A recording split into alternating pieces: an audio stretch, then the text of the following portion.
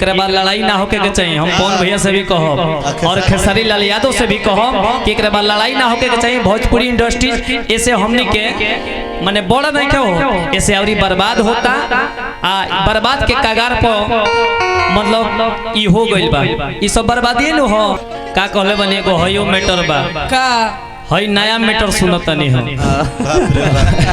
पवन सिंह के एक जना फैन बड़ा फैन हां पवन सिंह के एक जना फैन बड़ा।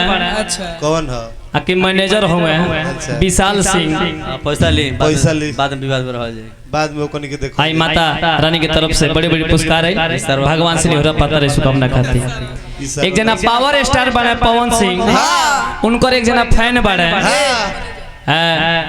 आके मैनेजर बड़े विशाल सिंह आ एक जना खेसारी लाल यादव के बड़े मैनेजर जेकर नाम हो विवेक सिंह। ये दोनों हित अपने में लड़का मरत ये दोनों हितवा अपने में लड़का मरत तरस हई देखी ऐसा नहीं भोजपुरी माने इंडस्ट्रीज में होके के चाहिए।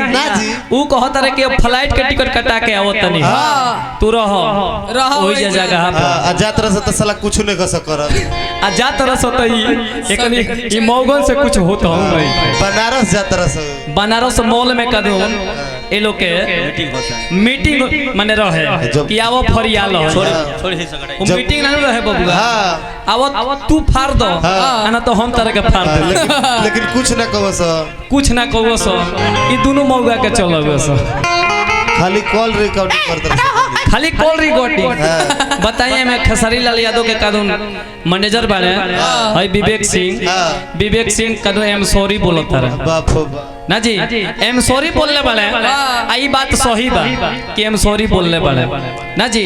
लेकिन हमरा ई कहे के मतलब बा जे जब दोनों लड़त रसो तो लड़ो सो तो नहीं तनी कर से फटाफट की एगो सर मर जासो फटाफट के मर जासो एने तो पवन सिंह खेसारी में विवाद चलता ही बा पवनो खेसारी में विवाद चलता ई मैनेजरों में विवाद चलता लेबरो काज ना जी ना तो राइटरो सर हुए बड़ा सो राइटरो हुए बड़ा सो हटाओ ना बात खत्म कर का कहले बने ई त आधा दिमाग खराब कर देले बड़ा सा आधा दिमाग खराब कर देले बड़ा सा ना जी।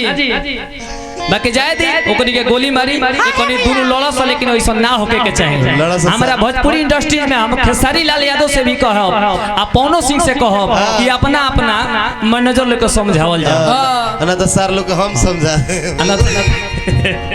सर लोग के ई समझाती है ना जी। हटाई लड़ा लोगन मोर इहे हम आग्रह करब पवन सिंह से और खेसारी लाल से चैनल के माध्यम से इस चैनल के माध्यम से हम संदेश दे रहल बानी कि एक बाद लड़ाई ना होके के चाहिए। हम पवन भैया से भी कहो और खेसारी लाल यादव से भी कहो कि एक बाद लड़ाई ना होके के चाहिए। भोजपुरी इंडस्ट्रीज ऐसे हमने के माने बड़ा नहीं के हो ऐसे अवरी बर्बाद होता आ बर्बाद के कगार पर मतलब ई हो गइल बा।